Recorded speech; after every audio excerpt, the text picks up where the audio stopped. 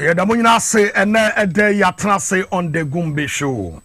Na ensemno emu de yatra say. Ye shia guho ya ene ye ban ya babidi nkomo. Edi afade ye koso ewo Ghana. Ene obetensem. Ene ye be hwie ensem aguho. Ene enuoma bedane. Ene na day yatra say ye di nkomo edi afa ho. On the Gumbe show. Baba me kasem bi nkyerɛ wo. Ene obetwa me nsaka. Ene ye betwa me nsaka. Me tell 2,000 Ghana cedis tonight. Tianiye. Ene me tell 2,000 Ghana cedis tonight. What the other so bedale star 274 hash. Star 274 hash. Nipa mienu ene bedi 2,000 Ghana cedis. Eti fa hudim na usudi biye nyumri. On the Gumbe show. Metew sika ama wudi edidi. Eti mo bia nyine ho mfrim. Obi afa ne ho nwram na ene obi amagiska. Star 274 hash. Select number 1. Power SYZ minia. Na bowram. Be the lucky winner for tonight. Na magiska fedidi. Mi twa me ho aba. Me ba ye betase. Na ye di nkomo twa me ba isia. Yenkoti adansie Spanish garlic mixture. Na wa fe na wati edro yinka ba be di ho adansie ana. Edro de sa giga na ha baby a wo. Me die kra ma no me wi a me kope foforo atoni. Me won the capsules wa. Me ye driver ni de me tina ti de mu ni na ye adwuma. Me du fia me tin ka se me mu. Me sa ene me na nyina gitetu. Last one na makoje no. Anya do we na omo fra ne Spanish mixture no. Oh ma, Spanish garlic mixture. Anwa na me no. Ai edro ma tenka. Sunu me de Cedric, mami ami di ho adanse kire no. Samo dro ba ko bi nsu na e wa adaka mo green no. Eno who can we ana? Spanish ginkgo capsules is good for retentive memory and anti-aging. Hey, me mami, na o ka bibi a che na onkai. Ni we free nyama tentem. Ni skin and the body nyira nso asai. Me to bi man no. Ene otumi ka nyama kra na me kra abomi pisa. Check herbal center for and then the pharmacist can make an herbal shop. A painful about to money for no kwada with infection you and come. FDA actually ingredient criteria.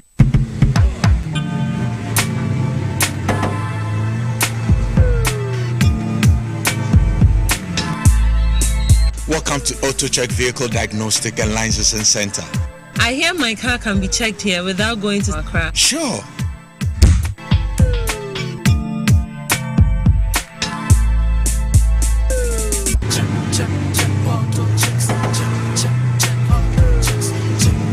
Emission, check. Alignment, check. Brakes, check. Visit Auto Checks at Koforodia Aquadrum Road for the roadworthiness of your vehicle, from saloon cars to heavy-duty industrial vehicles. Madam, your car is now ready for the road. Thank you so much. Auto Checks, check. Auto Checks, your safety, our priority. Check, Auto Checks.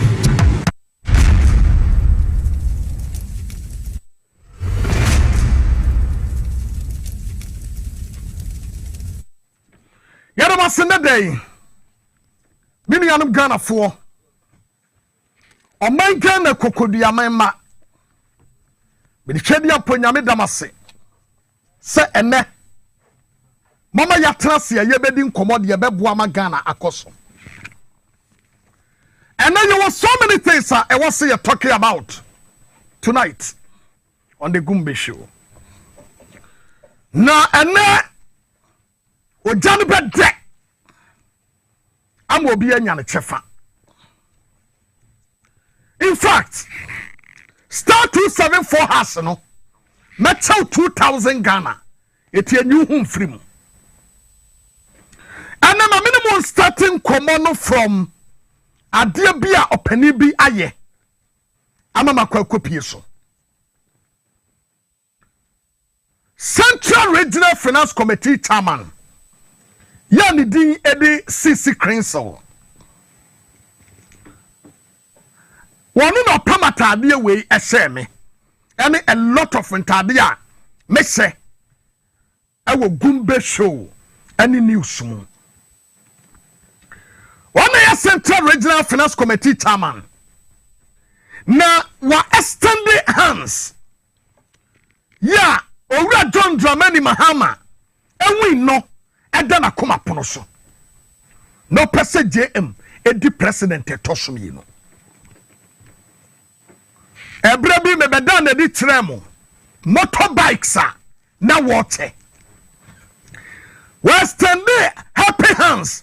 Ama bi kodu akontomra. Aye posters almost 5,000. Ami ye de kwa akontomra. Send motorbikes. What do we call Western region? Central region will be a benefit from opening.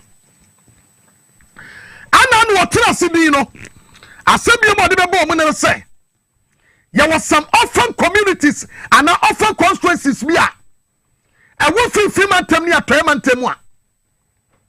And peace anyhow. It will per se when we just see it, you know.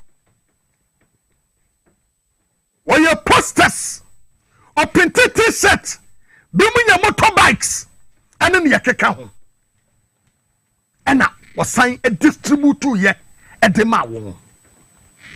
Now, Enkomoi, a few of Fabia, Aqua Farm and a bonnet buyer. Now, Yenshe, na Yentia Sadie, and Comono Esikoso, and it said you know Messicoya, Yankore. Central Regional Finance Committee Chairman Owura Sisi Ede Achedie Akoma Emrashe Bedwafo Omowo Mfimfini ne Atoye Mountain Enyoma ahodo de kwache bi ne motorbikes t-shirts posters ene enyoma ahodo a ekeka ho ode achedie no bi ma Ewura Emilia Ata Open Emrashe Bedwam ama Shama constituency. There's a part that can not the marker home. Yamisha, Nakakre, the Boa Shama, you may. I'm from Kunim de Bodena Lambra. Not from Kunim de Bodena Sombra, Wankasawa Bravo, and I see the Moarishim Cassapa.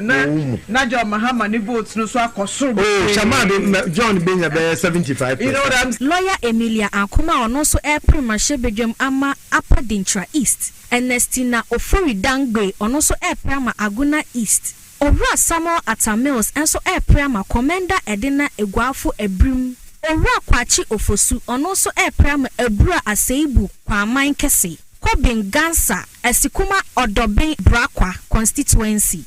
Stephen Beidu Asen South. Aguna West. Waji seat na mahema ya ho atohen. Si ekwa kacha madam. One for t-shirt no one for mbujuma.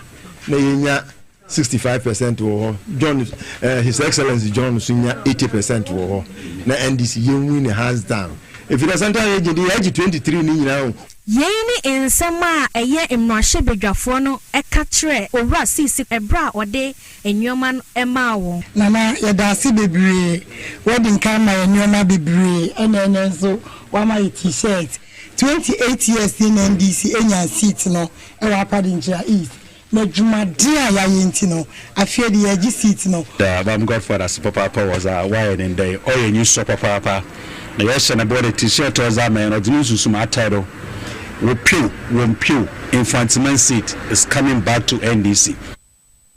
Very good. Ayana mi bisa some of the regions ni bi wo ha. Ayamo nso no mo finance committee chairman na edie na moye. Ayana ya mi wawa. Because anya sabia me bo bidin. But the tumre bi ayam me diem Western North region. Ayami bisa say, who is the finance committee chairman? We are not doing comparison ewa. But the best must say, see you say we a finance committee chairman. Je jumano menya kono. Because mumu be brade da. The brade position and my pombe be akwakoda. Ye best mo. Mon sorry. I was here dear contomless seat. I was here this yoso. I was here diable Kumanov. It why and no finance committee chairman. I was some of the areas. Mr. Mwada, Mama yen sorry. Yawra CC Crensel, Twedia Punyame, Unsraw, na wanya wakese. Nyame ma obra nya kwada. O ma bra wo bra nyina no, o ma wura John Dramani Mahama emra power. Menim se eno ena eye wani suade. Emrem emfama. Yada se busia pani, nyame nhyraw. Ana minimo eba bedi enkomo bi ede afa ensem bi a asisi awo yeman mu na enkomo no dia bema na ye den no say NPP amanyokuo awo nuoma bi a omota eye ana mo won sem bi a wamota eka na they always quote Jebi Dankwa. Omu quote Jebi Dankwa. Na omo dina so. Adi edi bone. Adi etia oman. No kwasam say. Ghana collapse under Akufo-Addo ne Bawumia. Na Bawumia de wadi enkontom pone na da akana djuma ho a enne Bawumia yiri asama waka no se peace council anka santia Bawumia yiri a I will descend on that lady na wahweya bedroom kasa ebeye ne ding Samira Bawumia, look, let me tell you something. What's to a fufra no and fan religion so. Samira Bawumia, say what's to a fufra no and fan religion so. I am warning you for the last time. Hiding behind religion to cause mayhem. No, we will never allow you to destroy the peace of this nation. When you kunu must succeed in killing many. True were here and ya hotre. Yamamu mama this and say your peace. Ya wano and the stabu. I am warning you for the last time. Let me tell you the reason why. Me warning this young lady. And now someone can say. This is the first time Yababenya a first president. Yabasura in a first president. Ghana will have a first president who is a Muslim. Now when I heard this, I asked myself a very simple question. Say, Ghanaians, do we vote based on religion or we vote based on competency? Samira Bawumia, I just want to ask you a very simple question. Are you a Muslim? Kremoni ba be na wuro na what said you wrong. Kremoni ba de won namwa. Wo guma ya fi. Amo bi hu se we ye kremoni ba waware. An kan kremo ko tempo de. A first lady. Ya wona wo se se we practicing Muslim. An ka kata wani nyina mane ka wani. An ka ye hu soap. But na wona mo a wo soap nyina obi ahu Samira Bawumia wona mo a efiri wo so e de koka ufam obi ahu. Are you a practicing Muslim? Are you a Muslim? Money nam na mo hide behind religion. Woni okumi enu mo kokko wura so dem no akoje community. Kremoni ben de Yesu honam ni moja. Haram enter say abomination like this, we need to practice it. No more we have a catch from say. Enti, what about say? Yama mi Lodina Mahama so be kwa kujira baby no about the say. Ghana was swear in a Christian president. Nanyan sabai na wasadi we mu. Samira, be very careful. I am warning you for the last time. I am not joking. So one must say mula no bola no e pie free one mu no. One man sizi ho. Bola no e pie free one mu no. One man sizi ho ha. Na wo bie wa no. E ka say Ghana will swear in a Muslim president to be a moi. Obatin wukruma. I am telling you. Ukuru wanya kremoni. And besides, ukuru ya kremoni. You vote based on religion. You vote based on competency. Okay. Ukuru kremo sect be no wom. Wa sia. Wa madia. Wa ala suna. Ana wa ya dia wa hin. Be very careful. Don't joke with us.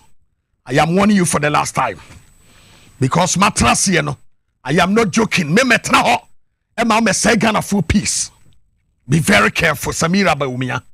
Be very careful. Be very careful. Oba ye ba ye second lady. Ukurum fo. Fulani fo. E ko register ye so o munya Ghana fo. Ana no so man Sunday so hwan. Obi saba wo mia quest obi sa no. Obi sa no. Sane nkontam nom ene ne nsewnom. Asu omo kwa register so omo nya Ghana fo. Samira wo ba ye ba bedru ye no fulani ni a wonya first lady. Ade an waya ma okuromfo. Yeso omo nya Ghana fo. Etia mo nya register. Osi atua ma ogere. Brabiem. Bra that area ni biem. Na mo sa tribal politics ne religious sentiment ahodo no a emfa sama no. Mo famra. Wo kunu ani kremofo imam sibi kokosia e catch them say I was selected by the MPP because I am one of you. It to be besame ho say da be na ye criteria say MPP for faso so mo kwakoyi obi a omo gina mu ka say we ye kremoni intibesi kokodi anim ana we ye kristoni intibesi kokodi anim da be na MPP e ma ne ye yastic ukunu nsem hunu no wodi no okuroma no. So one way you know your politics genuine. Na sansam phone wa kunu keka no. What do be wura mu a? Mo be sane ma wo yam ahyew. Somebody am ka sa jamagana no mafanse nwa. Mo de am adwene sa jamagana no mo de ya. Samira. What do you say jamagana wo de ya hu? Ha, ewurade. Mami move to the next issue. Na say me te saba wo biase wo ba. Wabaya bank at the ama mining, either small scale mining, galamsey or anything. Now waba obeye sad, you know. Na me tis asem no, me sreye. Na mi hu say, bawomia still wonim ni ohwehwe no wabrabum. I believe say ebi ana bawomia nikia ira ohwehwe. Because and sembi Oheneba Boamah kan aya me bisa say is he really serious? Nana do dan Akufo Addo ebedi president no o kan sembi kire galamsey fo na nya small scale mining po na o kan say NDC for the nam Ghana Samia me pa adwuma ma ye mrante ne ye baba wa no me ba betwa galamsey mu enya no kura na enya no kura otena na man no eka sasem we etre Ghana fo ampa waba ye no obetwa galamsey mu na nanado eka no kura for the first time e wona brabum sa waba wo metwa galamsey mu ampa nanado dan Akufo Addo ba ye no wa magalamsey ehun adwuma akosoro pa because President Akufo Addo is a beneficiary of galamsey activities ya ekoso e wo Ghana. I am saying sir President Akufo Addo is beneficiary emma galamsey activities ekoso ewo Ghana ha because Omampani Nana Dankwa Akufo-Addo I exhibited to the whole world. Amoma hunu say wa metu galamsase nemom obaji ye ni yie edema NPP fo etuye na menemo ekọ enkrata mu kakra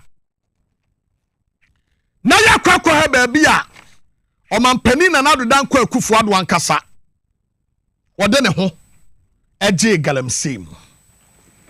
Page 29 paragraph 2 mestate enkomodie no ede afri ho. Page 29 paragraph 2 of Professor Frimpong Boateng 36 pages document on galamsey. Reporter or prepare yet come Omampani Akufo-Addo. Nedi Nana Dankwa Akufo-Addo desk so 2 years. Ansana obi liki ama yenye bia kan no. Eho. Na Ghana fo nyina tie ye say. Omampani Nana Dankwa Akufo-Addo ba betre konya so no. And was say the level of which yensuo asay no. Ontena ho enhwe em yensuo nsay sa. It Omampani Nana Dankwa Akufo-Addo. Aya ne say I was say what the other processes ediguna kwem na eboaye me ka say dwumadie yi edamu live e wo Wimpensampa Wen FM ye opusiga edamu live e wo Power 97.9 FM edamu live e wo so ene yedi nkomo anwumre no Omampani Nana Dankwa Akufo-Addo abaye no o kan say obi a wo small scale mining na so bi ya small scale mining e woye mamu a na nya boni o na nya mfumso so bi ba ya small scale mining e ye legally backed by law say onipa no woye small scale mining ya wadi license na ye small scale mining license na Omampani Akufo-Addo kan say obi o small scale mining bia no obi anfa ne excavator mesi ho no ba be ehwemu ade afa ho no Omampani Akufo-Addo mo de excavators ne besi ho no ana ono ankasa any MPP fo no etesimu na mami read the page 29 paragraph 2 was we are all aware of the pollution of the River Brim in the eastern region. The eastern region is the most difficult area to control illegal mining activity. No. Professor Frimpong Boateng say, eastern region, Omampani Akufo-Addo region of Frim. Omampani Akufo-Addo region of Frim is the most difficult area to control illegal mining, galamsey. Because Yaden tam kasi aji adi a osmeke janan. O piamu nan kasa tetire. Na beden wo control. Or say, it appears the miners are determined to embarrass the president on Osajefo the Otehene. Tian komani you. Or say, it does say, galamsey fo na yo madwen say won begu Omampani ene Otehene animase a well-known potent environment. The NPP National Women Organizer have been a miner for over 30 years. So also the Eastern Regional Chairman of the NPP. I am not by this statement attributing any illegal activities to these individuals, but it is a fact that they are unable to reign in the hundreds of party officials and members who degrade the land and pollute the water bodies. Tian Kobani, Professor from Pomboate Nekasano, or Mampenia Kufuado, the minister, and Wakasano. The canon that's should be say. Or Mampenia Kufuado, me quinti agalem say. But obey shame mudding. Matthew chapter 5, verses number 17. Yes, you say, Monsusu Same Basame Besemrano, and a difuono. Mamma me say, Nembum, me beshama. And no crame so say, Obi be obetum ramu ketuabiako. No church ni pasano. Obe friend ketu osra hinim. No be obedim running in aso no be church ni pasano. On no be friend kesi osra hinim. And no creme so say, Samotrin ya mra trafo ni Francis for the yeswa. Munye nyankopon hiniemu anhyane. Samotrin ya mra santefo. Eni ya igbefo de yeswa. Muntumi nya Eastern region galamsen. Ampa. Eastern region. Omampeni region. Galamsey. Omotupa. Na kanetete no. No mokasa. Atem kwana na minum bremu. Atem kwana na wanum bremu. Ene bremu nsuo na ye poto. Emene ye bawon samrane se. Atem kwana na wanum pure water. Enkurasefo. Mani emiye ye. Mona nanumu jamu nsuo. Ya namu de bibe. Adi tumo ho. Atem kwana na wanum bremu. Ene nkurasesam. Ene jimisam nti. Ene bremu. Mahono no. Ene mahono bremu. Madwini enye adwuma. Madwini ya enye adwuma. Muwu koto no mu nananom ha. Ema mo ma mo baabi ntena. Oma mo mre e wa brabom. Mama to Professor from Pomboate. Was it about 2 years ago?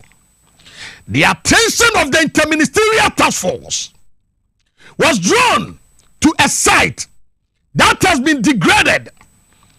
At the tailing from there, they were directed in the Brem River near Enyinem. The task force impounded 2 excavators and deposited them at the police station in Enyinem. Frantic telephone calls were received from Captain Corder of the Presidential Security Details. Captain Corder. Aye call. Captain Corder ni. Wamampaniaku for the security details. Who asked for the excavators to be released? He informed the task force that the owner of the concession, Honorable George Kwame Abuaje, the MP for the Asini Akroso, is his brother. Hello? Ghana for Monsasi Asay. Munsi Asay. Majapani nyina say no. Eye Jubilee House of War. Eno mo yesa. O PM nankasa akasa boy.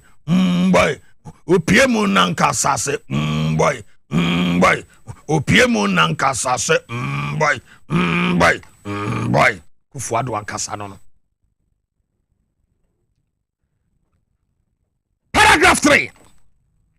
Was it the impunity in the Eastern region is exemplified by near unbelievable activities in Chebi? I had a telephone call from Mr. Eric Kentry of the office of the president. And he narrated that the youth organizer of the NPP in Chebi was excavating for gold in a field close to the house of His Excellency, the President of the Republic of Ghana. Hello? Woman Penny na nadu dan kwa kufuadu fiye niniye. Ne local youth organizer.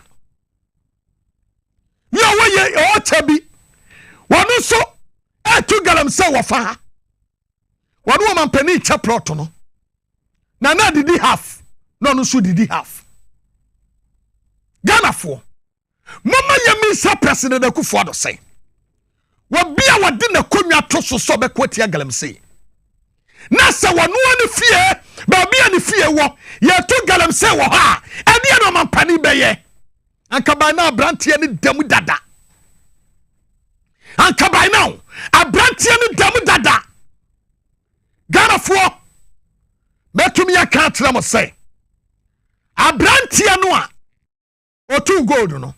Oda so nam nchebi egu so sense asen kaya aka no. Womampani na nana yesi wanam a ne wakunkon se Lufthansa wotu no. Na ukwaka no a no aka che o say womampani Akufo-Addo fie kura no metu galamsey na wafuom. Akufo-Addo fie kura no metu galamsey na wafuom. Na nadu den kwa Akufo-Addo fie ni. Na bratia do tu galamsey wo ha. Tie. Me beka dia oyam be se wate. Tie biam. What say? When we checked, it was true.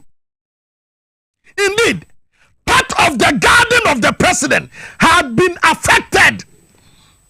Yeah? What ye? Indeed, part of the garden of Akufo-Addo, ni fiano, garden awayeno, had been affected. When the catcher say, Akufo-Addo ni bawumia, akwotia galamsey wo ha. Wama di adwuma no a na ye regulated by law. Ya ni afra samrantia ne mabawai. Ya sa adwuma wei.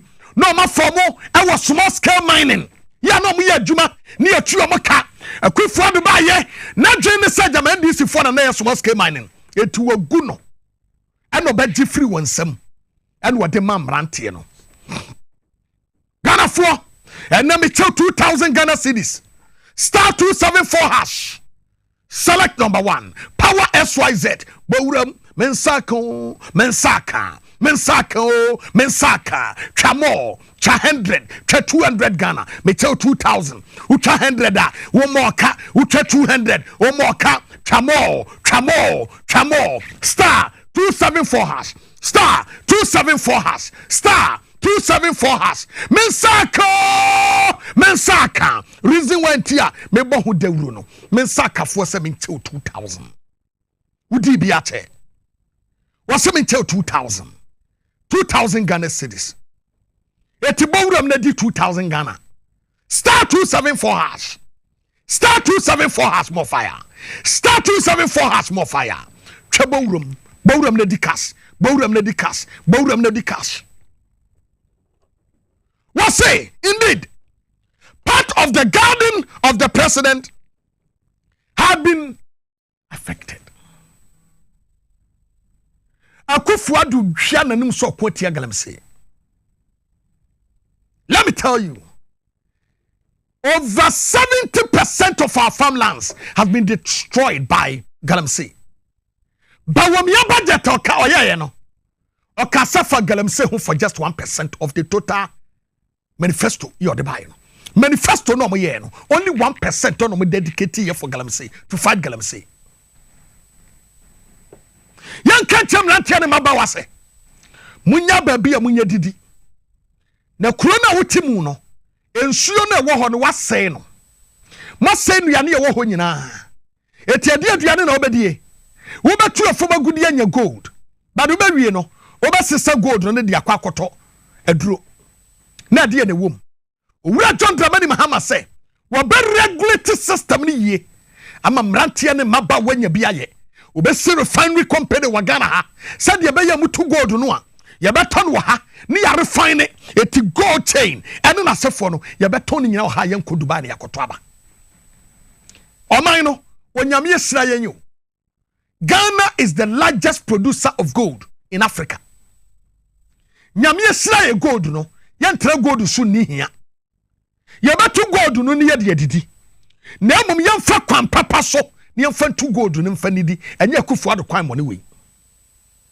Itoura John Dramani Mahama ebe regulate system no emrantia ne mabawa munina mamremu anano asase bugu boys bi so no mo kam na wo se esi omo ho enye no Owura John Dramani Mahama kwan kwase the good system ebe bua Ghana no en wo kan ho aseme Etina me catch them say, o piamu na nkasa.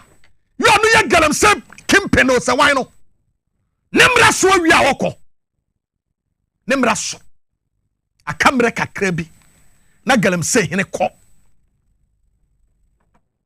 Be say, wo man pani akufo ado, me kan ne. Okumangra me na me catch them. Se nyame yadom atwadi ampo yadom ama wura John Dramani Mahama ba power sa Professor Frimpong Boate asem we ya waken wachiro no ha no me do be kokoto ho se hu se wo garden because me ti hey sabi o me ni hwio na mom wo kwasa hwio so a wo kwasa hwio so Bishop achi ho akwa ademra New Town ademra Old Town ya wasase bi da ho ananum wo ha no bi frɛ me sɛ Yahu se obi champampro e masase no so. Nanu obi se wote twia wo so. Aso obi tu anua wo ho na wo se yesoma no mkokohwe. Sabe se wo japade da ba bia. Obi abafrɛ wo enti ayɛdan no mampani mu a ne fie ni ne garden ni akofo ade fie ni ne garden ni. Part of the garden had been affected. And so Kufuado say, one te ho hwe won ho. Yentre mo. What say? Apparently, the president did not know about this. We quickly dispatched a bulldozer and an excavator to the area to reclaim the land and vegetate it. I need not to say that nothing happened to the local youth organizer who caused the damage. Akufo-Addo hena just so kwati aglam say. It is a lie. It is a lie. Minu ya no ma mene mo kasa ne. Me be kire mo ade bi. Ewo ha. Me de mo be wura the other side. Be say ene e be di nkomo ate ensuro. Ukumangram nam te yi. Ene ye won koma ye die. Itina me catch say nsuro. Me nsuro kra. Professor Frimpong Boate ase. Na watwere kra tade amaye no. Na yeso ye tume kenkan kakra no. Ye bedo mo sukọ ne ya kenkan bi. Ah. Ma me make the next one emfa nkyerɛ wo. Ehɔ so besu. Page 15. Abrantie bi ye friend Charles Owusu. Ena me ne mo kasai. Wase wa ya sofo e wo sofo Owusu be mpa asɔre ho. Ye friend Charles Owusu. Professor Frimpong Boate captain wo page 15. One another special aid. Ade Master John. Abrantie ni nyame betua ne ka obebre pa. Charles Owusu. Muna muti collect my vote count. No ye PPP ni papa kwasindu yompatiba. No me ye CPP for muti omo beti PPP ni bi. Charles Owusu. Utwedi apanya me betua aka mo abre pa. Wabrantie wai. And some of Kafa John Mahama ho and Professor Mills in Yabini. And what science Sassy, you know? Abura what the gun according to Professor Frimpong Boate. Abura what brantie we were the gun. What we are quite Bible kuta. Bible may kill you. Bible nanka sem kum free wiase. Say to me umwa. Won kum free wiase and prepare with din kojo. What? And wo be bompa Yesu afre nyame. Wo be brepa chasosu. Ha! Mama kinka de na nkyeremo. On Monday 11th or say Chasosu, Director of Operations of Forestry Commission. On Monday 11 January 2021, the task force entered a concession at a location called Potenteng. We had been monitoring for some time. Residents in the area complained about the harassment by Chinese miners. The damage to the forest reserve was unimaginable. Big economic trees had been felled and dumped into muddy water bodies to rot. Mete somewhere no. Me wo so ye. Ghana enuoma na ye de kwa manonia ema ye sika no. Na ekoko ena dikan. Gold na tosum ye no timber tosum yensa. Enti se dua kese akura si wafuo mu a. Ubudua na forestry fo be ba bechewo. Because dua kese akura si wafuo mu a aban se ne dua. Because ene ba omani ska. Professor Frimpong Boateng say Abrantia ye furniture so wusu. The China for conform mobile no. Wo mutu amene don kodon ateche. Eno mu twa nua kese no a gold no mo hwehwe nya nua. Etu mu twa nua kese no a na excavator no apia anabudoza na pia no yiri no de akoto ateche amene ni mu twa se empro. Was say big economic trees had been felled and dumped into muddy water bodies to rot. Muddy water bodies to rot. Attention to rot sempro. Was say huge pits were scattered over dozens of acres of land. Nearby cocoa farms had been destroyed. 7 excavators were seized. As usual, so-called big men started calling. First was Mr. Charles Owusu, who claimed ownership of the concession and of the excavators. Which are Owusu? Now we from say a dream. Yana ni amount time we radio so no wakasa. Me na me talk credit chew. Na we go FM. Me na me talk credit chew. And then when you see cat excavator 7, say and destroy ensase. What say? The individuals or the individual happened to be the operations manager of the Forestry Commission. And there, he was mining in the forest reserve without any permit and destroying forest, farmlands, water bodies, and indeed entire biodiversity. I swear God, as far as this evidence is concerned, Tasowusu, you will rot in jail. And you will such a jail, or prison, and I'll be such a ye. Ujamba will free. You think you say more time? But you more think you say Ghana nyaya. This is the same guy. Yes, John we you know. What they Atimota Forest. Eya will man forever. Nyambe chia mo kamo bebre pamo. What's up way? Me say so Ura John Dramani Mahama ba. Na Taso Wusu. Me ni wan kwa nkogina court wani nyame ntiase. What? Poni amade Ghana no. Haja. Professor Frimpong Boateng. Otwedi amponyame ma Professor Frimpong Boateng trasenche. No Ura John Dramani Mahama be the president. No ya dansini. E won sem bebre mu. Maya troso. Was say, not long after Tasowusu made his call, Frank Asiadubakwin, popularly known as Protozua of the office of the chief of staff, also called the task force and asked for the release of the excavators. This guy called Protozua, what destroy Sase together with Tasowusu no.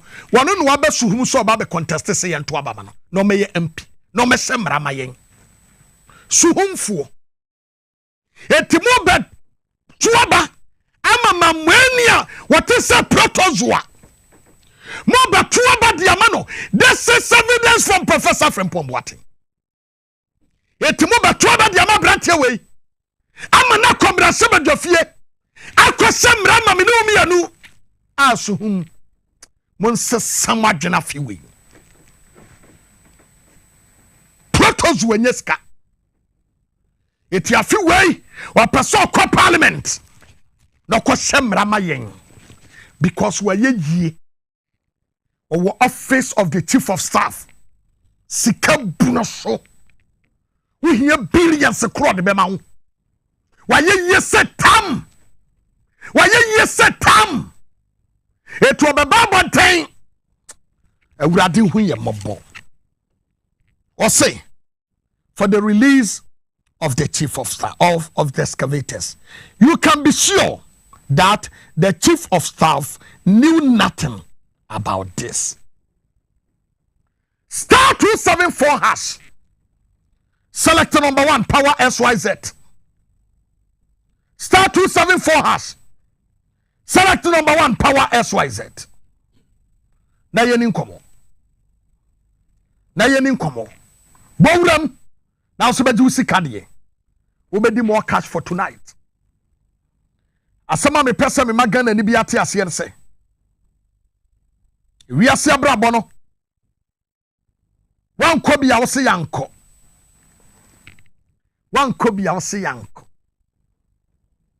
Protos wenye sika. Obeka kire me no mienu se ye ma mbobra na mo beka kire ye ma ne ma beka kire ye ma se mo papa mbobra. Chaso wusu nyeska wobeka kire se ya mbobra bare na me ka kire Ghana ni bia mo bia te ase se ye be mamra aye adwuma. Now it is only in Ghana and will be the bonia ye chine ni ye jano na Japan ye kra ni ye nyim frinesem na nka ya confiscate ni Japan ye nyina da ama wo hia ni amane abato no a o hwade obepene ho minianom star 274 hash and na ye ne Mustafa former deputy CEO Maslok ya ne ni behia ye bedi nkomo edi afa owura John Dramani Mahama enuoma waka fa zongu ho so obeyama wo ya ne antekeba nso ebedi nkomo star 274 hash select number 1 power SYZ star 274 hash select number 1 power SYZ. What you say? No ya bani ya bedi nkomo. But let me tell you something. Me was story bi o ha ente ya baba ye ho adwuma aka kra bi ne ya wie emrantie bi ya bo mu tue ku omu okokuro bi te na aplosifo de kokun omu ya kokokuro bi te akwakotwa e de aba AGP dan pare papa okoretsa betia wanwumre yi na prosini ba kono a oka ho am kobo otuo no owu last week one the leading gang no mom kobo otuo no wawu na owu ya de eda ya be story ni ya be kirem ni ya kirem mama hunu se ida se ya bo ni tuo ne ku no anono ani wuo no eno so ya de bebremo eti IGP dan parmesama o kwaresa papa prosi adwuma no be resign na say yantoa so enya story no because minim say obe resign ana yenkoso ne yemfa story nemra because story ne de otwadi amponyame ya adomo a ye de beba mo bi anya bi ahwe video no anu ohye na incidents na ewo mu no very strange. Yanko antek heba na yanko nkodi nkomo yi. Ba me kono star 274 hash. Select number 1 power SYZ. Mensaka koso ne twa na me kwaba ne yaba bedi nkomo. Do body first one no ye koba medican e de na tum na ya toaso. Na fi the next one so no 2000 Ghana cedis each for tonight. Ohema akwaba. Yeah, Oheneba. Na bokode. Yeho adom bibi aboko. Ya da twedi ampase. Wadawro mafa ewura anteke ba ne monkomo. medase Anti-Cable Center yen na yes Spanish enupa no SPARNIS yenro eye obade sano ne makrogen a ide afa bafunim de kwa so yetintim yemfidi papa bi ewo ntribo ho ewa santimentam na yede obade ne omapa wode amaye emunso ni mu ahoden esiare na Food and Drug Authority any enyumaku a waso agi nnuane ani notum wo Ghana ha nyina agi yenuro atum ti sa wo nomo a ahodaso ene se ebeboa wo amade ya twere wo aduro no anase de wate afa aduro no ho no aye ne sa pepepe e de ama wo odofo se wo tiemia de behia me pa ne se obefa wo phone anase device bi a de capture de yeyie na watcha video no anase se de wo screen so no so social media so a na watcha screenshot e de ato ho ukoto eduro na wahwemfoni a wutwa no ese no abi ne yi ama wo no ana na ye number no nso ye register WhatsApp ya na WhatsApp ni hia ye partitu any audio message no eno na ma wutumi ka wo mu asam ekyerekye ya re no mu yie na doctor de ho afutu ama wo enti wutumi send ye WhatsApp audio message na doctor aboa wo ewo ya re ana ye duro no ensem bi ekire wadwen wo ho a wonya nimdifo ma ne boa wa ebeboa pa enti e number ene da screen so no na odofo Spanish garlic mixture eye aduru a ye nsuo otabo nso na daka no ye de garlic ene nkatwade ato ho ene ma e friend se saponis mako 13 ye de ye aduru no ebia hoden ebia mu nuoma sede nyankopon pese ekwe ni pedue mu sa pepepe ene yakora na hoden e de aye me kire se garlic ayede ne mfoni atu ye duro no to ano ho no sa obedi garlic anyemu mfaso a ye nnua ye nche ye mfa nkeja e wo se emu nsuo no ekọ mu raw sa na ya bo garlic ahode no ho ban e de Spanish garlic mixture enti sa wo no me duro na eti se de wa white garlic e de afri ni di krukru ano ho na wo wi wo wenum emu ahode ni nyina unya ne pepepe ene wo ankatwade nsoso eda aduro no to ano ho sa wo no mu a na wakohwe internet so bisa se ankatwade asemu ahoden na ye de afa aduro ye kwan so no ekọ nipadua mu ade na ye mawo na hwe garlic enioma dodo ebeye ewo dodo ebeye na hwe ankatwade dodo ebeye na de 10 others ne ka ho na wabisa ho se na ene adan nti na mintumi kan kope binom woni enom ye aduro na dance hye ye nkran enti wo a wanom aduro na aye bibi pa mawo no ufra ya na eboa yen mesi obi ne yire waso awia na yire aduro nom na be na wotwe achi enu ohu bibi wose na beya mretintin bi ne okoketa so a wada deep abro so cry 2 hours dia ka ye na krokro wose oto we be chance no wada na wada so after 2 hours na niti a ase wada so na ase wada so da yesa na ade ache okọ adwuma mu so anu otonko aye no anti na adwe cry ne say ye onyini afei o start ya onom ne yire na duro na afei no hu sansa chaye bia ba hode fufuro bia ba o se da woda ye no otimi da deep hu se matimi ada me 8 hours odoma ko nyankopon se ema ni pedua no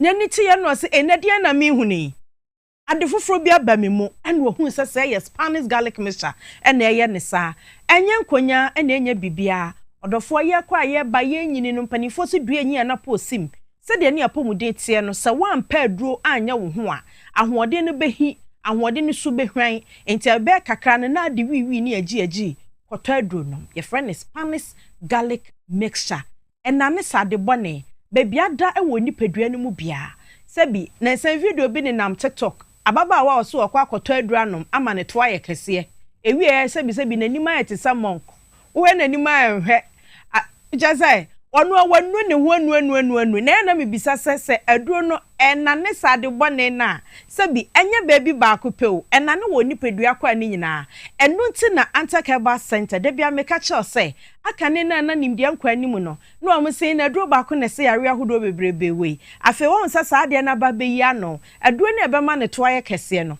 ebema na no ne hwene ne kon ne basa ne bibia nso aye kese bi enti se Anti-Cable Center ya duro no nom ya ankasa de bone a ada ewo ne soro kokosi ase enane ni nyina afri ho afi wate ase enti se uto ya duro anom a de ahoto ba ko ewom ne se sa de bone ada ewo wakwa ho yesi ada wo kokoso yesi ada wakoma ho yesi ada wo ahrawa ho yesi ada wo sa ho bebia yesi sa de bone ada wo ni paduam bia mayam nhihyew Spanish garlic mixture enane sa de bone ewo system ni mu de ada wuntin ni mu ama moja ntimi ni afrisane ama wo mema yo akofom no se ade asa entimi ka mema yo a wote ase di ama wo mema yokọ fom no wo ba benom Spanish garlic mixture na ama wuntini na hoɔden na gyina ne naso akoma no so mmere opompe moja na ekoyo garlic mu ahoɔden ne ankatwade ahoɔden so ma moja no mu ye hakama enti ebema wo ahoɔden a wode yi adwuma no emu apagya sa wo yoba anase bema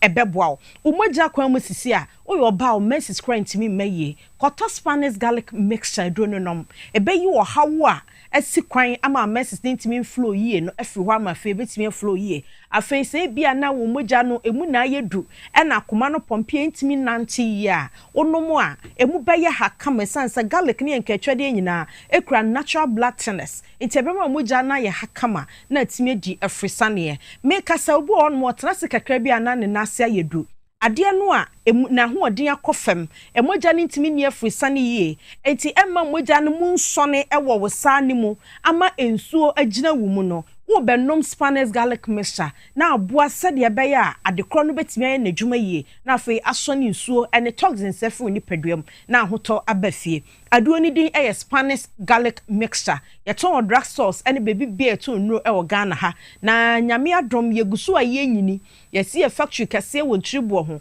ɛna yɛsi aba Brema West Somay Junction abebe yɛ shop kɛse ai hon susu no mo amutu ton mo amupe ne mako aduru a wohia bia wokɔ doduru a wohia bia no du hɔ no mo a ubenya bi afi so duru ke o Kumasi nso a yenuro no ɛwɔ stores ahodoɔ ɛwɔ hɔ no mu a ɛhɔ nso kɔ abenya bi ato oba bedru nkran na no nso so sɛ wokɔ Kanshi drug lane a ɛhɔ nso benya yenuro no bi ato angel photo bi kyerɛ ba bi ato waduro yetuton eneduduo mu ɛwɔ Kanshi bia wodu hɔ no na bɔ Antek Herbal Center for din a wobenya yeduro no bi ato Spanish SPARNIS de otenase ana ne nase aye ne dududu de okokete so a wontumi na de otumi dan so so ade bɛkyena ne honam ye ne ya de okɔ ana na krokro akye no ɛna ye how kese pa se wonimu a ɛna metwe wadwe so for internet so na health benefit of sleep ɛna sɛ ɛsomfa so ma ni padua ne sɛn wo hu ne niema a ɛyɛ ya wontumi na no a wobɛtumi ka akɔtɔ ye aduro no bi wonnom ɛnya de a wotena si achi a na wutonko anasa wuntumi mfa nkaka na wuntumi mfa nkɔ adwuma na mmomebro so na akɔ kɛtɛ so a wutumi da deep ade ba kyena wo honam ba akɔ ani nyina sisi so na ahoɔden aba de padua no mu afa obi a wo anum nka ensɔne anado odware a na ne ho keka no ɛno ba to Spanish garlic capsules na wato Spanish garlic mixture o ka aduro no mienu bom no mo a ɛbɛboa yi wo ha na firi hɔ na yare ahodo mienu de nka mani bagye sa obɛfra ye doctor ne nakasa na wakyɛ sɛ de obɛfa no na aboa masa ɔhaw mienu no afiri hɔ de aka de garlic ɛyɛ supplement a obi yahia bi wasasi so enti sɛ ne supplement nkwa so na wo pa ye wo bi ma wo Spanish garlic capsules ya no yiye ya kra no yiye ɛyɛ ne sɛ bo fraba onom ne kɔ ni pedua mu na aboa wo mu gye mu ahoden aboa immune system akotu yarwa ase na ma ahoden abadi paduam yen ne yeduro danso obi ni bi no ye friend Spanish ginkgo capsules me say kohwehwe health benefit of ginkgo biloba leaf de edi kan krabeka cho sekita antioxidants no adwuma ye nie eboa wo cells ade ma wo ye nipa a wo gina hɔ no ma wo seso bi ni baabia no ye friend cells ye wo ebia ne emre a edie ebidi na wo twemiensa ebidi na wo twemienu ebidi na fu aduonu baako na awu na foforo abɛhyɛ na namu na sense sanya ne sakyeremu bi ba nipadua no mu a cells no bra wo sɛ ewu no enwu na afei wayɛ kan wensene na oba be cancerous na ekwa kofa cancer brew abodi anyansa pefo nyenyen ne yeka wo ekere se ginkgo biloba leaf no wa ahoden bi a ebo ho ban cells ne benya ahoden awu wani brem na foforo abɛhya nan so wani brem na se ba sanso na se ebia na wo cancer cells ne dada putoka samuno say it slows down the growth of cancer cells.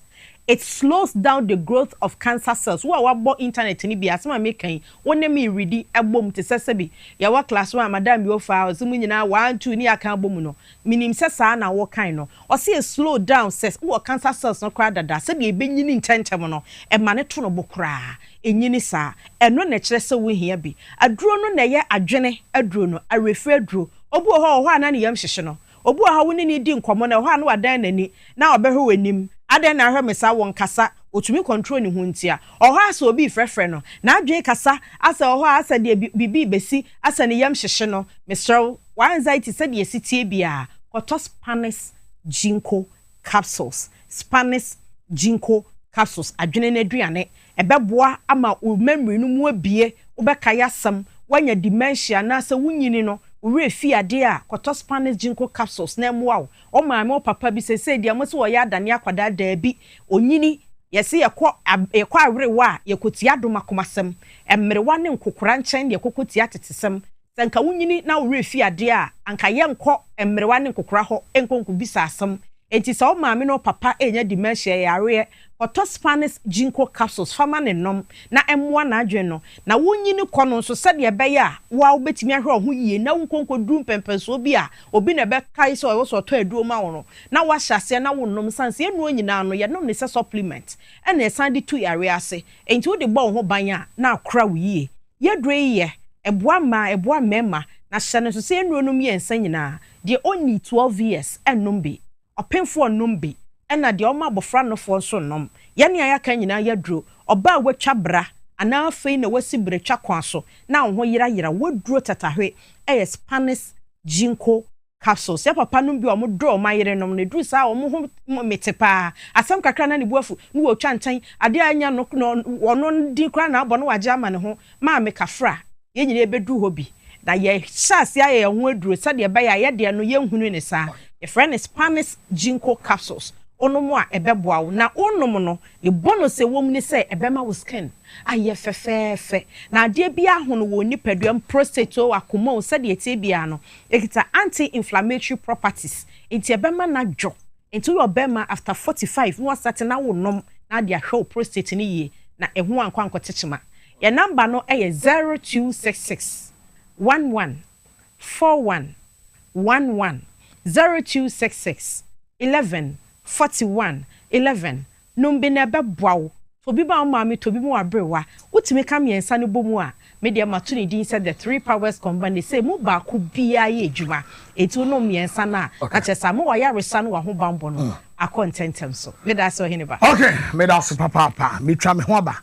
me ba e beto so na mum me koi star 274 hash star 274 hash select number 1 power SYZ me kwaba yedin komo tweme me ba isia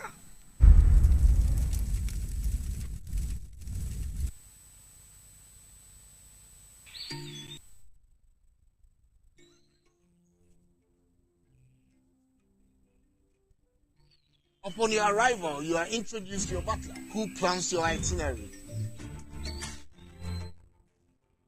So many activities, all in the same premises. Visit the gym or the stables, they have it all. At my break, I'm able to practice my putting.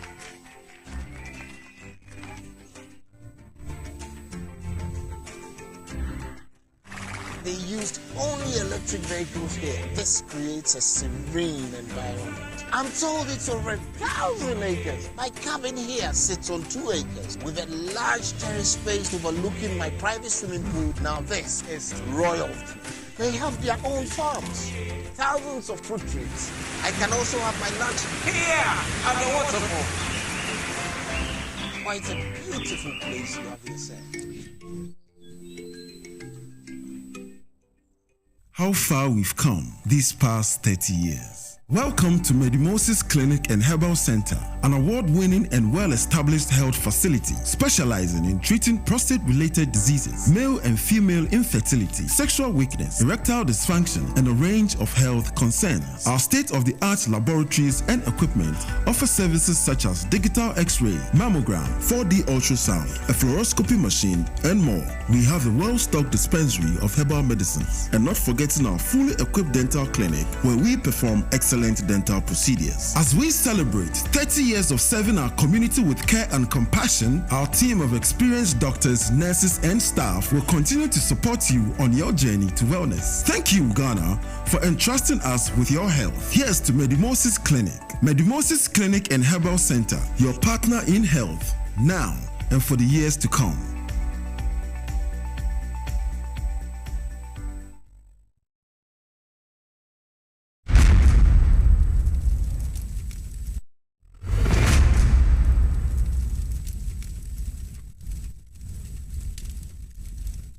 Very good. Ya tena se ebre na so ye wo se ye hye nkomo twetwe no ase.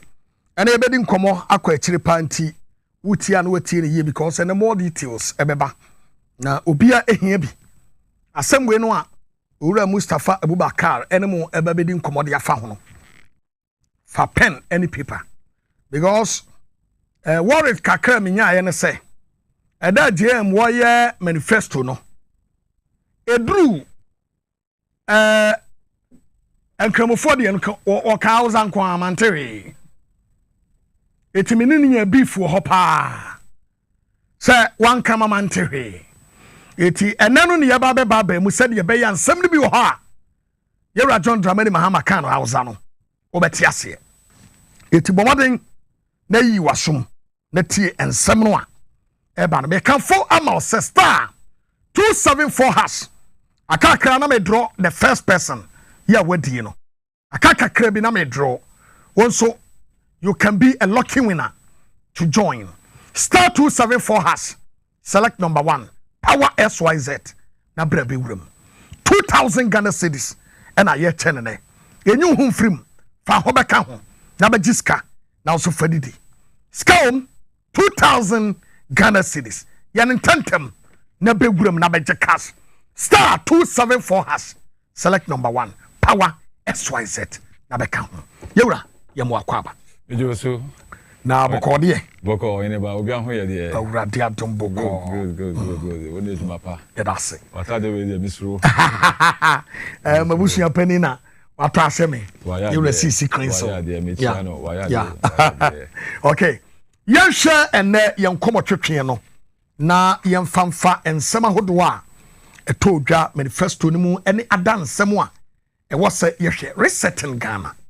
Edian ene owura John Dramani Mahama so din kunimu a obeye ediama muslimifo. Yo me da so Oheneba me ma minchia wa chefo ene ye national chief imam ne ye mpenyefo kremofo alisuna imam shia ena medi ene kremofo ni na amichia omo. Em say last week ye ko daddy ye manifesto. Okay. Before that no somewhere February. Yenya ya papa national chief imam ene ye nkremofo ni bi ene ya himfo eba president Mahama nchen say omo pese omo consider what say omo ye manifesto in omo pese ye omo consider some proposals from the Muslim community. Oh, okay. Inti on the 29th February before some baba president Mahama honomo omo ko Boamah nchen. Oh, okay. That's on the 29th of February and you could see the page. That's Chief Imam Muslim Conference present manifesto proposal to Boamah. Fantastic. That's February 29th, 2024. Yeah. Inti omo no ba President Mahama nchen. Inti won say President Mahama je no omo hande manifesto no e di amano. Oh, okay. A copy of the manifesto. So Chief Imam present 14-point Muslim manifesto to Mahama and the NDC. Good. And when March 1st, 2024. It was the same day, but we more reported the next day. Oh, okay. When the 14-page manifesto now, Chief Imam will present here. These are the policies almost proposing my before. Oh, okay. So this is a copy of the Chief Imam and on behalf of the Muslim community. You young man. Omode manifesto no buy no. Boamah assure am say on also be modern ayeden I consider the proposals. Okay. Ushe, your friend saying, GNA News, MPP will consider proposals from National Muslim Conference for 2024 manifesto. Yeah. You've seen that. President Mahama also assured say he will also consider the manifesto policies on Madiaba. Okay. Which, of course, he has done that. But Yansha, the two manifestos, MPP, Boamah, Obia, and I was glad you mentioned the Samira here, you know. Also, I'm going to call around preaching to some of our Muslim people on the quiet. Camera. I take you when they are making such statements. Sure. The regretful statement and religious bigotry statement. Can say a vote for me to be president will open more doors for Muslims and Zongo dwellers. You understand the point? That's Boamah speaking. Okay. And then you have I don't know. Say a vote for you will open more doors for Muslims. Oh papa, Obia Okase or oh papa as national chief imam. Edini Saturday Ebrel, the proposals Ebrel on behalf of Muslims. Okay, that's Monday, 26th August, yes. 2024. Good. Was it a vote for me to be president will open more doors for Muslims and Zongo dwellers? Dr. Mahmoud Baumia, NPP flag bearer. Good. The Star FM online.com. Fantastic. Okay. And see, a vote for you open more doors no. Meanwhile, I'm the manifesto, Edema or no. 260-page manifesto, yeah. MPP. Omodi 260-page manifesto. In all of this manifesto, no, I'm called the I don't know. Out of the 14 policies, no. Yeah. Adebaku pe and nobody share manifesto, no. Now, someone about my track record. You know about your track record. Out of the 14. 260, no. In your baku 14, a chief imam, Edema, no. Yeah. I say, or no. Manifesto. This is it. Selfless leadership, bold solutions for jobs and business. Yeah. Adebaku pe and all the shame. So Adebaku no half of it. And the better more. But meanwhile, President Mahama, almost 14 when the bread no. Propose as the bread no. Yeah. We share your resetting agenda. We are bridge manifesto. Okay. You understand? About Zongo and inner city development. A full page. Yeah. When you're the complete way, okay. Because it was a big manifesto no more. We are bridge version. And almost all the points listed by the chief imam. So, per se, yeah, microphone. Yeah. President Mahama adopted. Yes. Yeah, kwa ba umia de ba ko fire no. Ba umia de no o hwe the way no the manifesto mo o ka say on say chief imam ebisa say o mo pe holiday mi no e dia ka holiday a on say rolling some my holiday. The NDC administration and the first first president. My Eid al-Fitr and Eid al-Adha anameboa. Ba umia the Muslim leadership e ka say mo pe extra holiday. That's point number 11 of the policy. We further request for one additional day to be added to both the Eid al-Fitr and Eid al-Adha holidays, so as to make it possible for Muslim families, especially students and workers, to reunite with their family, blah, blah, blah, blah. Bamia on page 113, Eka say, or the holiday bako pe beka holiday no, that's Eid al-Adha holiday no. Okay. That is the only thing in their manifesto, on page 113 of their manifesto, Eid al-Adha. And yes, say, Eid al-Fitr or Eid al-Adha. And see, that is the only policy about me as a Muslim. I say a vote for me to be president will open more doors for Muslims. This is the only thing he considered out of the chief imam's proposals. What special greeting from Urasisi Crenshaw. Oh wow. Or Sementia Mano. Wow, Mr. Michano, or show live. Thank you so much, Michano. Okay. Why are there? Okay.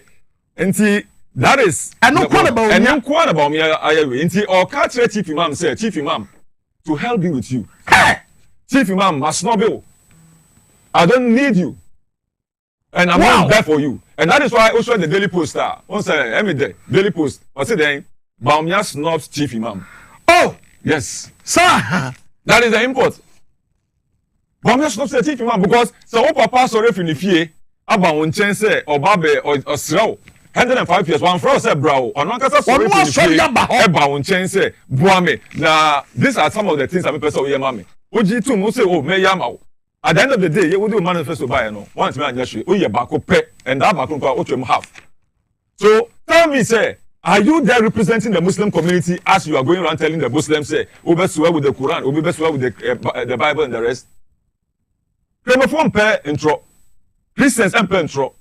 It is your character with integrity. Me patcho me ba. Doubting. Me patcho me ba. Kai mai. Mamen kan Daily Post. When you center page, me kan kakra bi.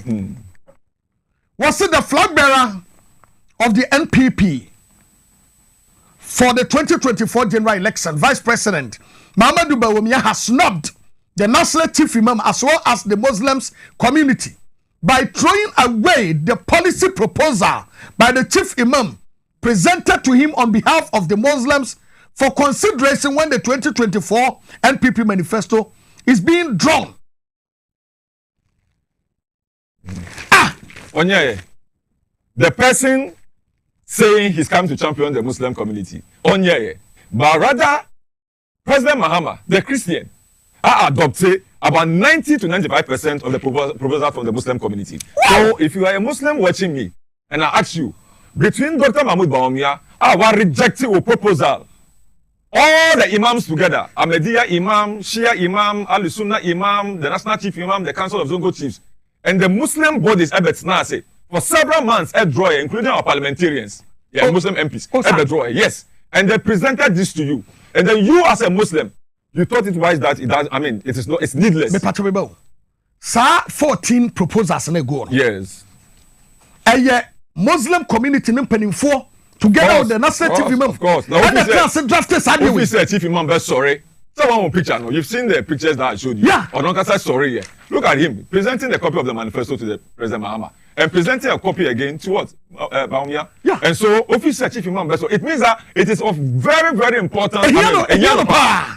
And I was worried that bro. And I was here. How do you say? What the yes. But also President Mahama, young come manifesto no more. President Mahama, and then omo bisaya or yema omo. Number one, omo can say, Yankopon ya adum na Yankopon de oba power mo a. Ye bring here STEM schools and TV schools. Okay. Well, when you say STEM schools, among for person who science, technology, engineering, and mathematics. Any TV school because of your person, it's technical education. Vocational and technical education. It's President Mahama edition the manifesto mo. Number a bridge one or number 4. I say establish STEM and TVET model schools in selected regions to serve selected Zongo communities. It is the Chief Imam Bisa, which is the first point of establishment of STEM schools. President Mahama capture the manifesto. What you say? Number 2, I say a pro-poor health policy, to help our Muslim communities, especially Zongos. Yeah. You don't find many health centers and so on and so forth. The few that we even have in the dilapidated state. Nima clinic Chief Imam Tia. Cheap compounds are yes see or be a cheap compound no. They haven't opened it. Into President Mahama say Obebua are there a lot of infrastructure and then facilities to the various health centers operating within the Zongo communities. Into Manshia a big constituency, Zongos. Manshia Hospital is going to help them, equip them. Wow. And when President Mahama said, you know the track record of President Mahama, especially on hospital way. Yeah. Bank of Ghana Hospital, UGMC, Ridge Hospital, and so on and so forth. Also, even the private, private jobs in terms of foundation. So, Lodina Mahama, hospital can see or maternity we are see or bole, or baby so or MSM Nkranza within this and next week. Inti so Obia Okase Obeya Bibia, he has a track record on some of those things. Inti also on health we know adopted that he's going to help to give some modern facilities to some of the health centers operating within the Zongos.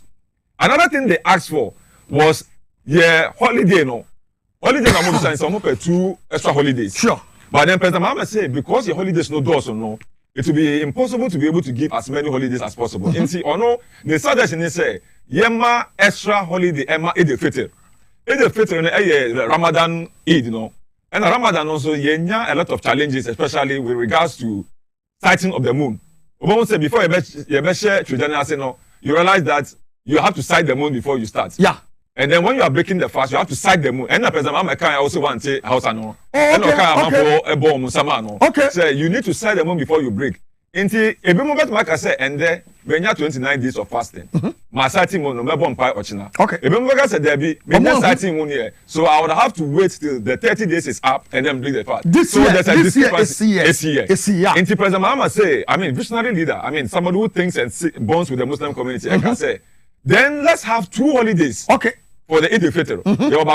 I'll add you another 1 holiday so that it becomes 2. Into more the moon on the 29th, you can pray the next day. Okay. Who are moon and you want to complete the 30 days of fasting, and you want to pray the next day as well, you also have another holiday. Wow. So you have solved those controversies that happens, especially with Ramadan. Wow. But also about I'll say Eid al-Adha.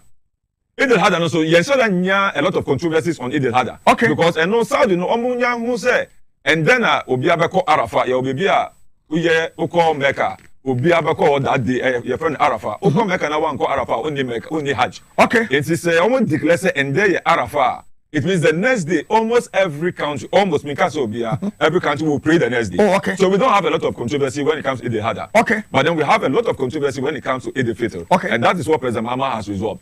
Another thing, about their Islamic schools. Also, a lot of times, the gap between the zongos and the non-zongos or the inner, our developed communities, the zongos are a little bit behind. Let's say you see a lot of secondary schools around. And then so the intention is that we needed to get some secondary schools to support the Zongo community. Okay. President Mameka said, you basically 3 Islamic senior high schools. 1-7, that's big ones, 1-7 in the northern sector, 1 in the middle belt, and then 1 in the southern belt. Okay. This senior high schools, at least, of course, you are obliged to perform your Islamic rites. You can pray, you can fast, you can do everything. In some of the schools, some of the mission schools, sometimes there are challenges, especially with our Muslim girls being prevented from fasting, praying, and so on and so forth. Wesley girls. But I say, President Mahama in 2015, or the State of the Nation address, almost this assembly we buy no. On my caution to headmasters and heads of institutions said, there be Ghana is a secular state. Do not deprive any girl, Muslim girl, from putting on a veil or hijab.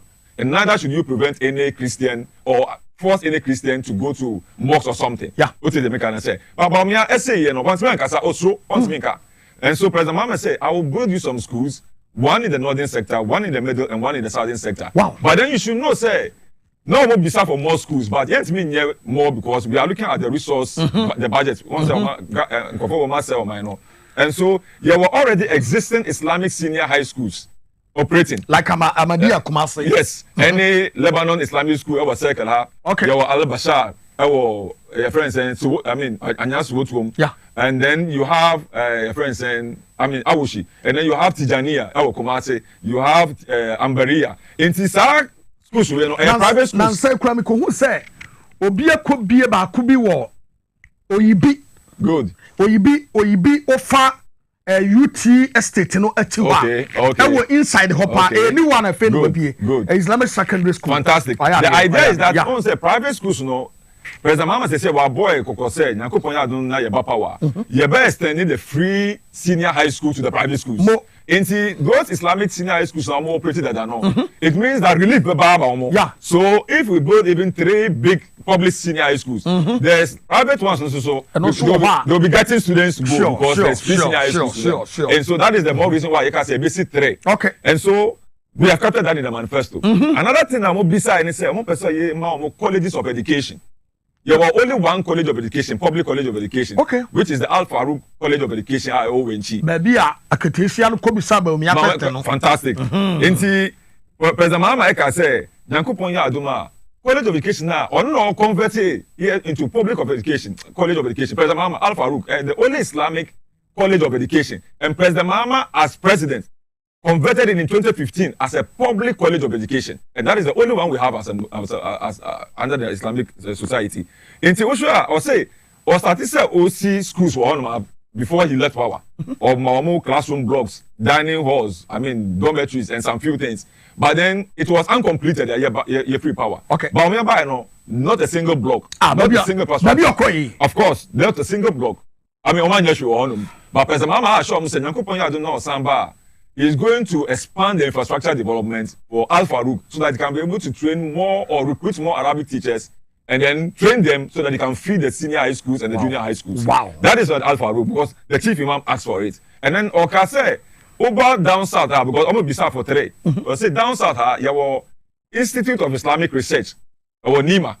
Okay. Yes, our NIMA. Yeah. And so we will convert it into a training college. Oh, sir. Yes. You are converting into a training college where they can be able to, as it were, recruit Arabic teachers or train Arabic teachers, post them to the various secondary schools under the Islamic education unit. Islamic education under the GES. Oh, okay. Almost like a lot of Arabic teachers because government has not posted teachers there. Recruiting. But let me say this. Some time ago, the Islamic education unit leaders and the Muslim community, Dr. Mahmoud Baumia, Ekaten say, the person only Napok Ekasa, so that we can be able to get the Arabic, your friend saying, recruitment no Ekoso. But I'm here to refer them to Napo. Napo said, well, he can't do anything about it. That is when Napo was the Minister for Education. Yeah.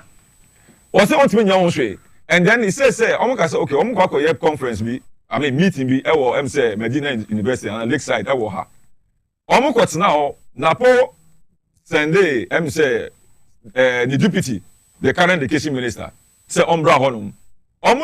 For about 4 or 5 hours, Nobody turned up for that meeting. Wow. The Muslim community were seated all because Omo Pese ye Boamah so that they can be able to, get Arabic education on board.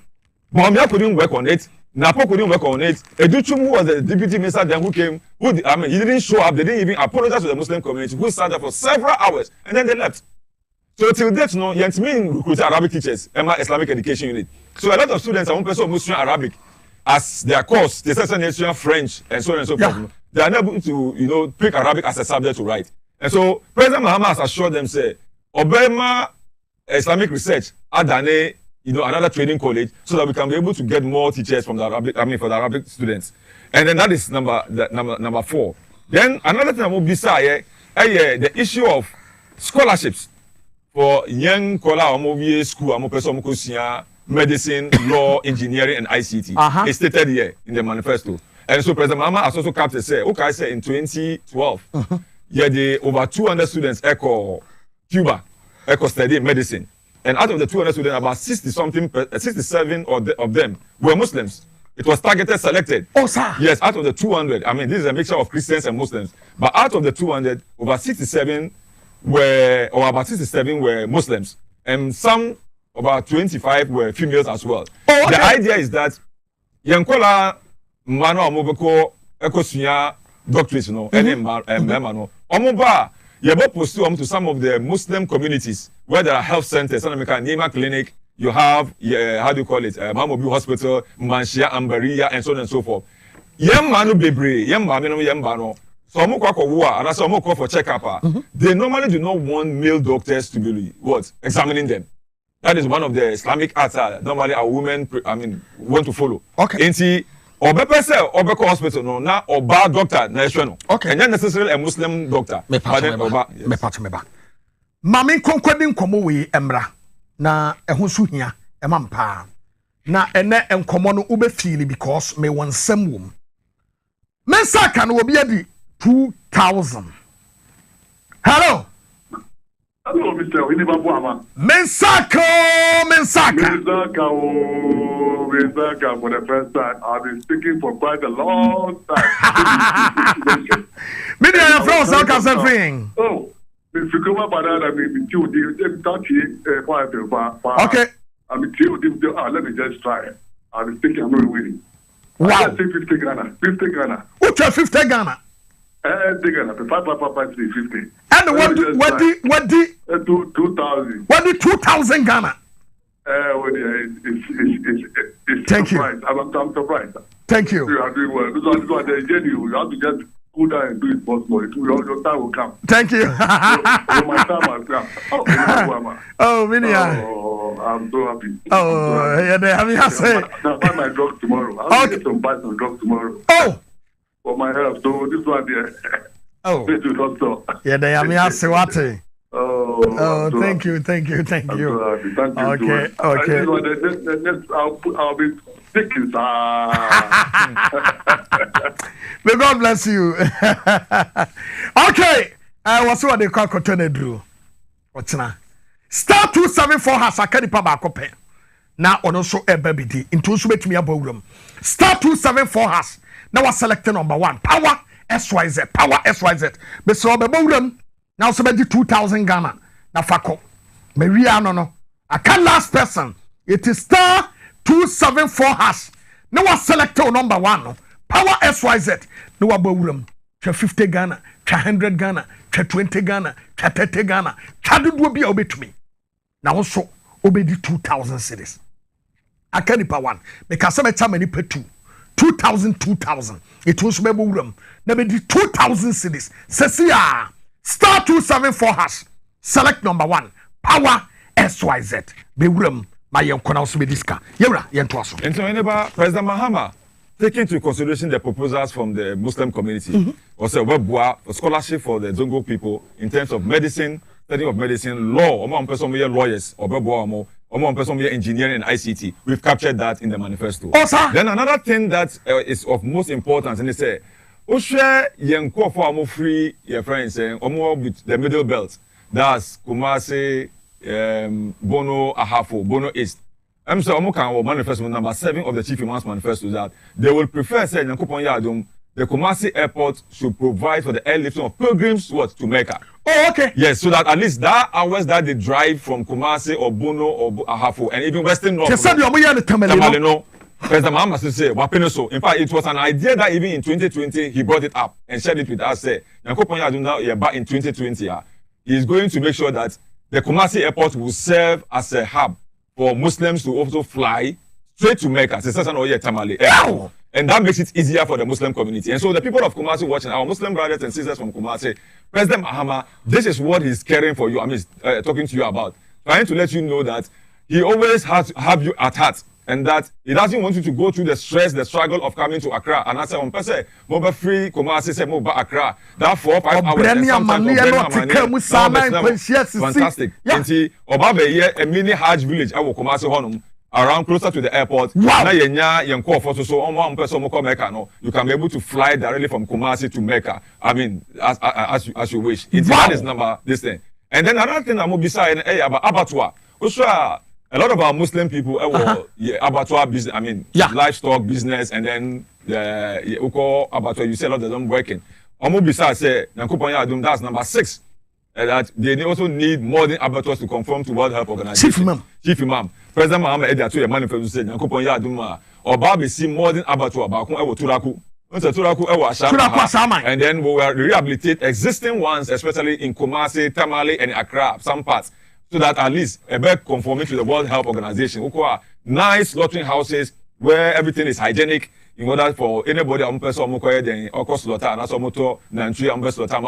it will be easier for you." President Mahama has captured that as well. And so you look at the number of policies, 90 to 95% have been captured. Another thing that President Mahama because he also asked for is support for our small business owners. Young businesses, koko, kose, wachi, and abaya, jalabia, bano. Also, Babi created a day Soyeya fund. Soyeya fund. Odo fund, like love. Into house, Soyeya Odo. Into when we know to say jam can house.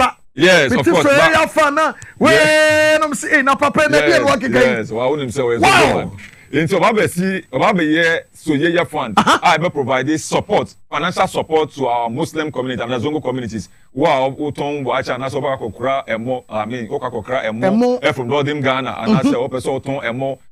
Anything that you are doing as a trade, there's a fund for you to be able to access. Wow. You don't need collateral or nothing because you're a women's bank, and so the women's bank and our church, that one is going to serve those with the higher capital.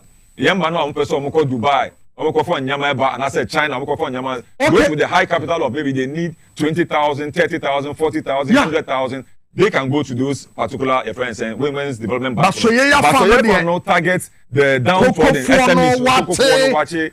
Those ones, some 1,000, 2,000, 5,000, you can be able to access it quickly, pay, and then you're good, you are good. Gone. And so that is another thing that President Mahama said, or Professor Otaka. So on the educational front, we also have what we call, say, or partner, some organizations, and that's why I say PPP. Public-private partnership in order to build an additional university.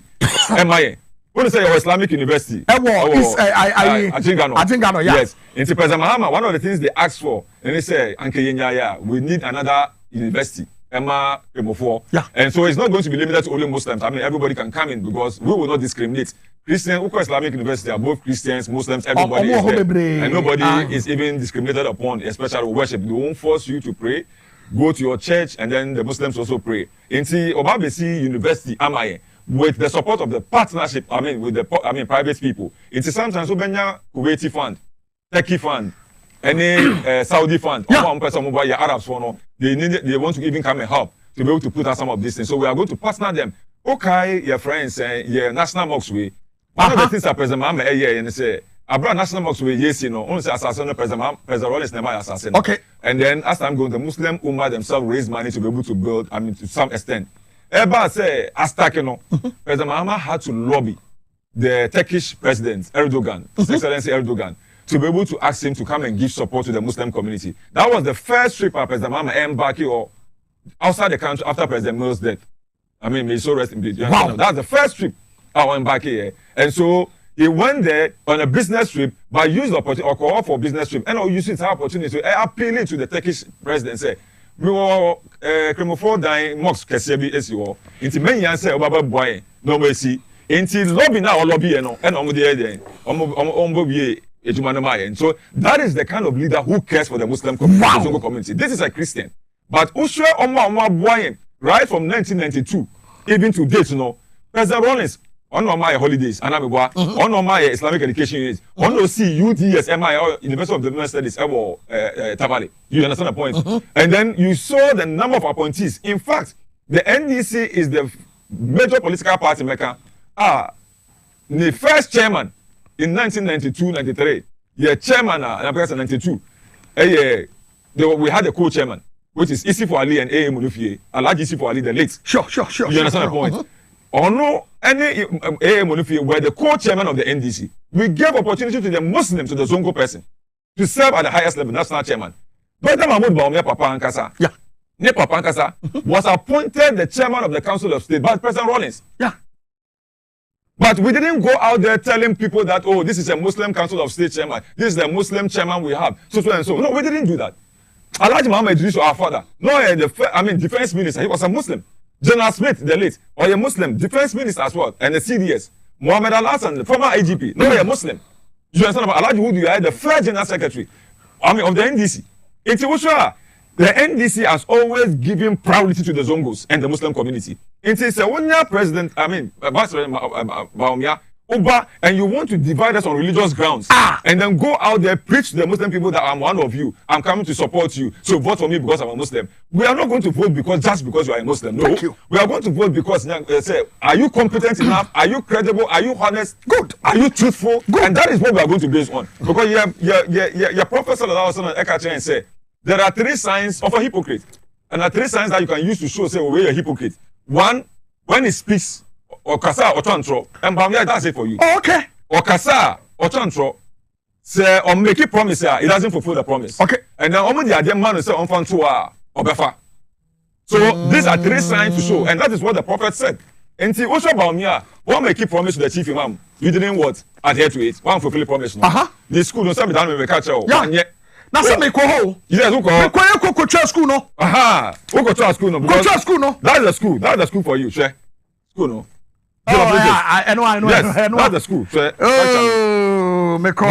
Meanwhile, Nante, at the 100,000 Ghana, 200,000 Ghana, at the imams, the pastors, so omo. What they need is the schools. You are not providing the schools for them. But you know, as somewhere you who. Because me call kan ho asem no ade ate ye pe no mkose sa terezo ayi ade begu wo so mba be terezo ho and very sad o me say school no da nkola no say o mutua city kwan no o ma call the other side akwa for makaranta meanwhile that is the school you promised 5 years down the lane and the same person there make say why Muslims cannot trust him because yenya make say oh in future me make say if there's going to be a Muslim to lead in future ever free NDC mo. And that person is going to be voted based on his credibility, on his track record, on his truthfulness. Not because of a Muslim. Because NDC, there are more opportunities to the Muslim community in the party. Omo manifesto omo launch recently no. Oh, say omo di zongo ni abase omo kasa. NDC Baba Sadiq. Opportunity say omo kasa. President Mama so e can be for zongo. But Dr. Mahmoud Bawumia as a Muslim no, want man can be kra and for Kremofo no. Want man, I mean, obu, I mean, how do you respect your national chief imam? So he's nothing. You don't respect him. You don't give him any, support. For us, no, the person and Kremofo no say the elections we are going is not about religion or tribe. One thing you must be careful about is that by the population census, when him say there was 70-something% of Christian people. You understand the point? Yeah. There were 19.9% of Muslims. Can you imagine you preaching this and then the Christian community say we are also going to go one way? How are you going to go the country? It will be very. It will not happen. What we are asking is, Bawumia, as a Muslim, this you promise that say you are coming to protect or defend the Muslim community. And yes, sir. Sure. So guy we own him no. Obaha. Oba mi show so. Awu. Bro. Woman na omo in the 2020 elections. Meba. Onezongoni Ibrahim Abbas. A woman organizer for a friend saying Ablekuma Central. The brother no. Oh! This is the guy that shot in the 2020 election. Bawumia when Bella Mundi Mobisa recently. Say your friend saying And I said, one of the journalists beside. Meet the president. Also, Onimo, as a Muslim vice president. And now, of course, the chairman of the police council. So a girl way, kitty way, Zakaria Samira, 14 years girl, Omukuno. Samira Zakaria, Omukuno kwa. In the 2020 elections, they killed her. Oh, touch my salt. Yes. I mean, where's Sablugu? Sablugu. Omukuno. Bamia and me and Kaonshi. So Abdallah Yarik, I can 8 now, Mukano. Okay. Mama can say, about the BA investigation into 8 and prosecute and Jesus Christ. Abdallah Yarik, they just killed him. 18 years boy. They killed him. She was shot from the back. She was shot, that is it. The images are gory and forgive my viewers. You forgive your viewers. I hope you understand the point. So, Imano don't pray where you understand the point? And this is a chairman of the police council. You sit there, they are killing your brothers, and this is even aside Oma Ishao Yaro, they know. I also West Wagon. Bahano. Ishao Yaro. On to me, Nancy, or your footballer. Oh, yes. And even the families of some of these people, President Mama is the one taking care of them. And so I am asking the Muslim people watching, if it was your daughter or your brother, and the vice president comes and says, oh, the 20,000, the 10,000, the 5,000. Now, on to me, Mao Justice, will you follow him? No. And that is why Professor Makari, the Imam of Abuja, Ekan Bibi, the Imam of the Central Mosque of Abuja, Okan Bibi, Omo to say, if you are given the opportunity or ask whether who will you choose, the Muslim or a Christian, or say, I will choose, this is a Muslim Imam talking. Okay. Or say, I will choose a person who has the heart of a Muslim, not necessarily the person who has a Muslim name. Or say, Mefa Obia, Owo Kumapa, they say, Kremofoa Kumapa of a Muslim, not the person who has a Muslim name. And that is what we're seeing. Baumia, yes, is a Muslim, but he's also a Muslim only by name. He's not a Muslim by heart. Yeah. President Mama, okay, Ahmadiyya Imam no. Ahmadiyya Imam no. Bibi, or say, it's a man. Ketiamon. Fantastic. Yes. Okay, Okan Bibi, or say, President Mama it's like a two-edged sword. It's a Christian, but with a Muslim heart. Yeah. And that is what we are seeing. Obia, ne papa buy because Obia no say President Mahama, ne papa chief imam. Or the Obia bro, say fa na ye juma, President Mahama e capture. When kwala we ye ko omo, Isa ya chief imam akwala ba kon. President Mahama say, "Me show." And at the same time, Mama with justice na kupanya dunia ba. Then you have a Muslim vice president. You sit there, heart first, no, once man yawo shwe. President Mahama akache and say na kupanya dunia ba. Heart no so oba be reduce heart. Oh, but 75,000 na for you no. It is somehow come at the deceit. Omo kunyen before. How can you take heart from 11,900 to 75,000? And then you have our neighboring 750 million. Oh, see this. President Mahama, it's now man for close to 6,000 to 8,000 FY America this year. Oman for hard board. And they were wondering why. Someone for 30,000 to 40,000 Educo Mecca. Oh yes. Some people were even suffering there. It is a President Mahama, oh, I won't say we, I can say, only say he built the Hajj village. Yeah. There's a man they say Hajj village. Or say, oh, how I need to make sure that you have a very good condition and Sanamako. And see my hand. And then or say, a Hajj village, I mean Hajj first, Metsi Swaba from Yankopon because he's done the analysis already.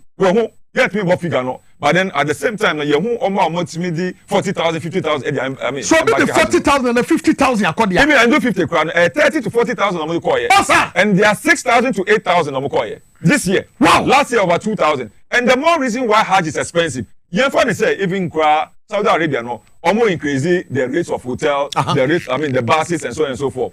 Now you dollar amount of 40 cedis. It is a dollar rate no. Almost charging hotels maybe $1,000. Yeah. Airfares $1,000. I mean buses and so on $1,000. You're saying even $5,000. Yeah. And you're finding the exchange rate of the current dollar rate more is $6,500. Rates now almost charging Hajj for no $6,500. Okay. My multiplied by 16 no. You're finding say President Mama Ejao rates no as 4 cedis. Because you said you were going to arrest the dollar and give it to the IGP. And yeah. As economic guru no okay say no. Ka dollar no jai to what is President Mahama jai to at 4 cedis no. And ka Hajj no bet is 26,000 Ghana cedis. Sure. Yes, $6,500 which the Hajj board is charging. With 4,000 by 4 cedis.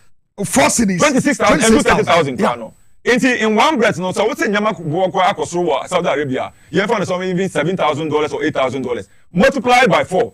It will be about 32,000. Yeah. $8,000 So Hajj first can go high a bit in Saudi and they don't normally increase it every time. But even little, no. But so exchange rates, if the fundamentals are weak, the exchange rate will do what? Will expose you. And that is what we are seeing. President Mahama, in order to be able to cushion us about Hajj now, so a year to man war, yeah, Hajj rate no kwa and a dollar rate no, Ebama Bonai then upper form. Meba, Mamen Twab Yaketo Wimbra. Nefi, Menumra Mivi. Look, I've already said, say, Menyasio Seba Umia STD economics, finance one be. No kwase moma ye hwehwem. Ebe Seba Umia ye home economics. Eduane no. Because se eye no kura pa Seba Umia ye economician te se de ye ka no.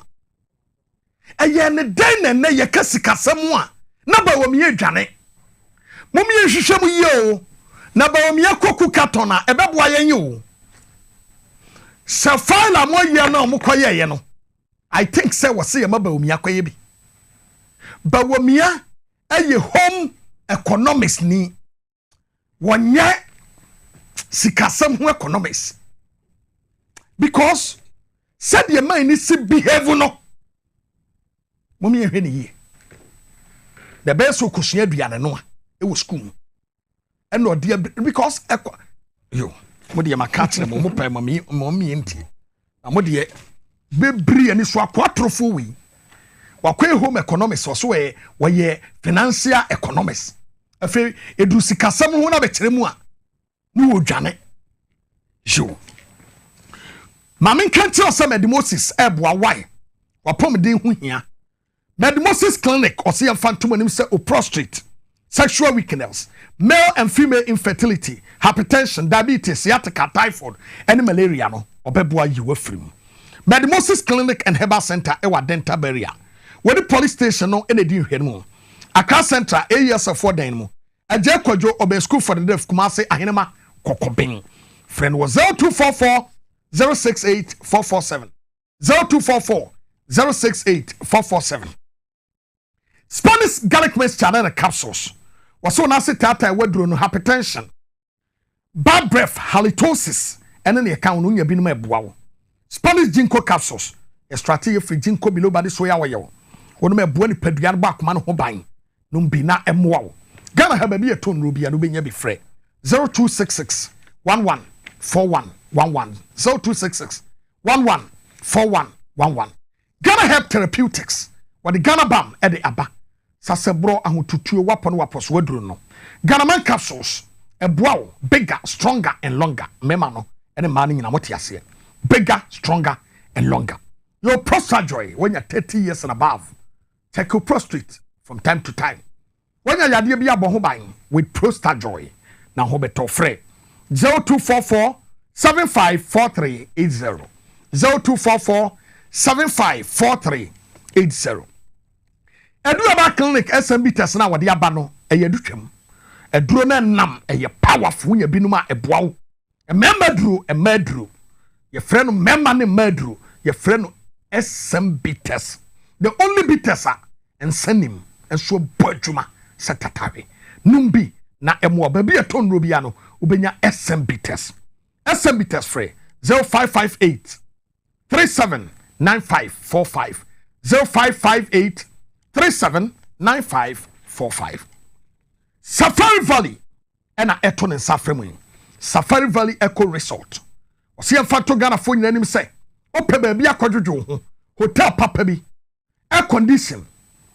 Oh, Anasebia, Ope baby a Mwadumawa, Bouraho, a Eco Resort, or Quateho, Adwaho, or Trewo, Bibia what we are Sibiano Mobia be apart from war, any jata and a samo. And then home. The Akabiano, Binamo. It's a corner cocobo and yakoma. A wife a pet zoo. What you say? Hotel, Papabi, Bibia, wedding, engagement, birthday party, Bibiano, corner coco cherry water. Safari Valley Eco Resort. Over from 0596 914394. 0596 914394. Moses Clinic and Herbal Center. Eton and Sadia Fro. Moses. Eno ano no wunya no a obeboa papa demo mame kan for X natural mineral water emfama o se simply natural ensuo no emu hwam emu ode wunya bia eboa wo X natural mineral water oba adwuma mu ha enye na Mekom shops ni nyina mu no bebre wo ho frɛ 0596 273546 0596 273546 finally Solak Natural Clinic wo kidney any wo liver oto ne safre wo kwana kwa check wo kidney any wo liver ma ho tomra Solak Natural Clinic minua emfa kidney ni liver emfa ni agro bowra ho na kokwaji wa pomden na ho beto obetumi afre 0553 932631 0553 932631 Mensaka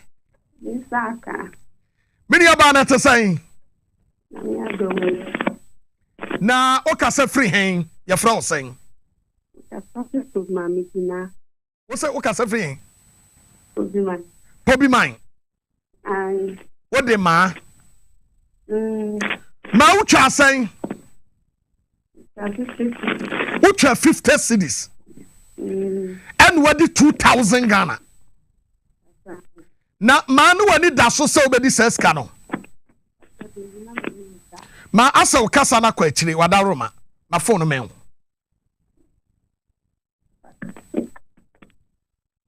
okay yanda ma asene yemfa ensini yemfa dwumadi no ekwawie ma ya da so wate okay yo ma adi 2000 Ghana cedis she's so grateful Mira, afa yamra ne mewie. Oheneba enti me catch the kremofo. Ade amode ma ya chief imam say on present mamo. Bo present am President Mahama. Okay. President Mahama adopted majority of the policies in the manifesto. Wow. Enti you should know. Another thing person me can say, Oheneba, these are schools that President Mahama is here. We know. Basic and secondary education infrastructure Islamic schools. Between 2010 and 2015. Sir, these are schools. 197 schools. And you see our Zongo communities. Out of the 197, no, you completed 122. You can see that this is the 10. I say, Ura John Mahama, who has samba, which is generous. Oh, of course. And I say, and I say, you can't say, I mean, a lot. I mean, once me, what in Macrom Islamic Primary, our Ashanti region, what in Macrom Islamic Primary, 6 unit classroom block, Ibrahimiya Islamic Primary, 6 unit classroom block, Konongo Islamic MA Primary, 6 unit classroom block completed. Otokurum Islamic Primary, 6 unit classroom block. Aramean Islamic Primary, Ejura, 6 unit classroom block. Esubonta Amediya, Ansarudin Islamic Primary, New Zongo. And then Community Library, Islamic Institute of Islamic Studies. You say a dozen. And I also Oko Wintia. Yenya another your friend saying school are almost like some of the schools are all converted here. Your friend is the Kama Senior High Schools. Okay. Or converting or see bungalows, masters bungalows, any 2 dormitories, 12-story classroom block, wow! Who call your friends Sakafia, our commercial senior high schools, no, or on adopted the 2 public institutions, and then you come to your friend saying, this is Ashanti, this is Bonga Hafu. That your friend saying, I'm maintaining English and Arabic primary school, 6 unit classroom block, BMA Islamic primary, 6 unit classroom block, Kran Kwanta Islamic primary, 2 unit classroom block, Said Islamic primary, 6 units.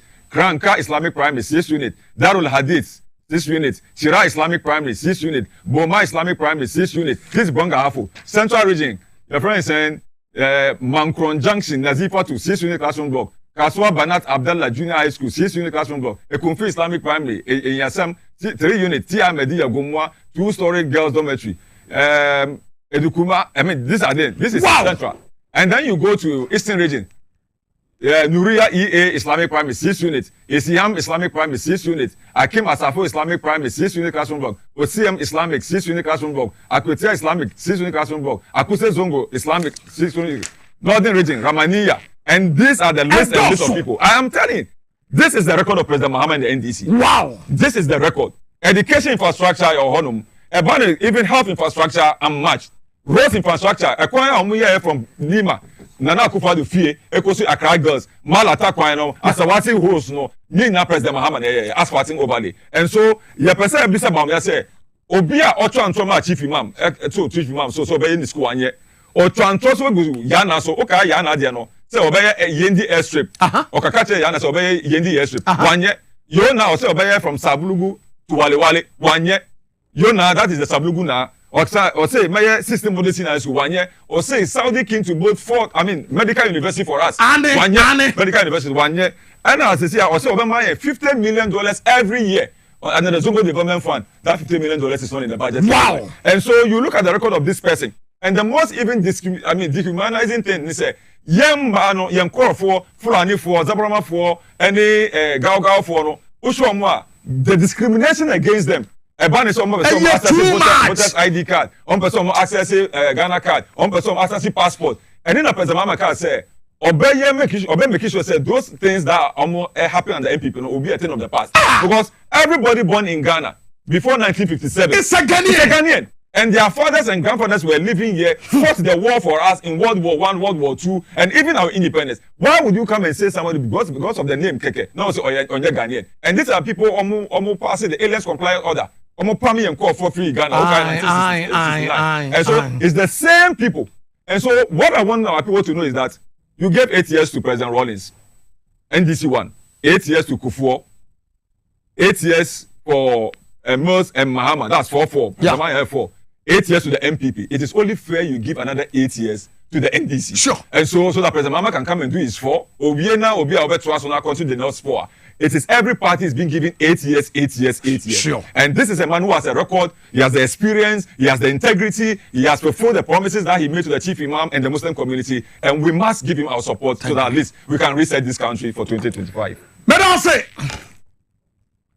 Matisa Gabi Aquacotro and Yasamatemehu. Gabi Asaro watching Aquacotro at the Facebook. Sasa uwo mobile phone. Na uwo software so. Na se e corruptor. Yes, obe update no, and I say obe reset no. Na wa reset no ama ne software nyina yira. Let me tell you something. Etomre bia se virus ete software ye formate so nyina mani nyina akọ. Said ye be ya machine betumi ade no.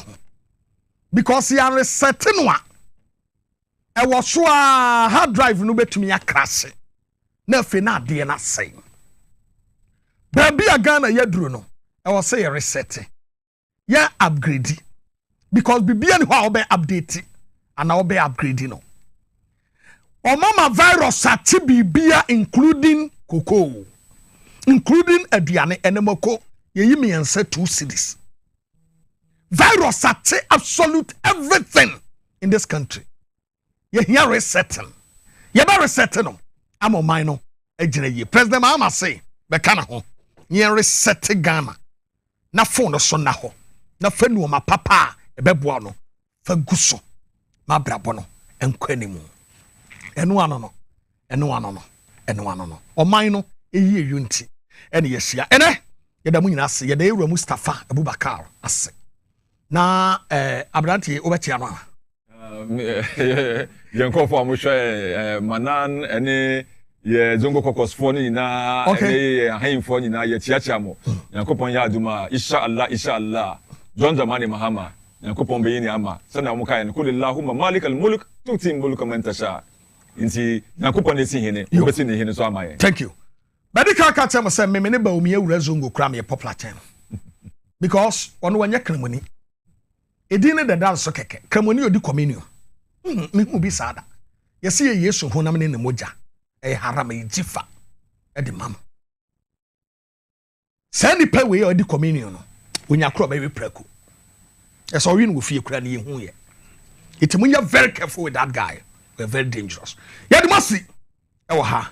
Yami yaduma e besa esi abiem. Tuesday on the Gumbe show. But before some kono, kojo appear kwenu e de message bi e de breme. Me ready ansana. Wama ade akwakoye me.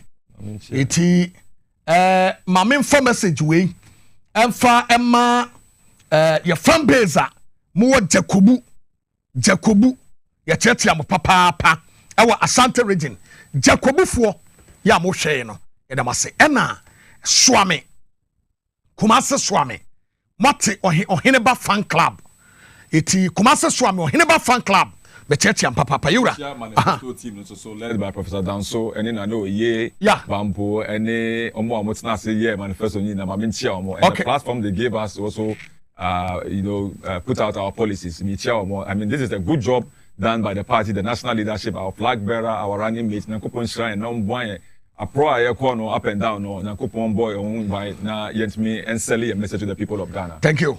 Yadmasi, Chedia Punya, Duma, Yebasia, Urasi Secret, so, Bushapani Papa, Yatia, Yame on Kaho, non your Cassia, Yakramina.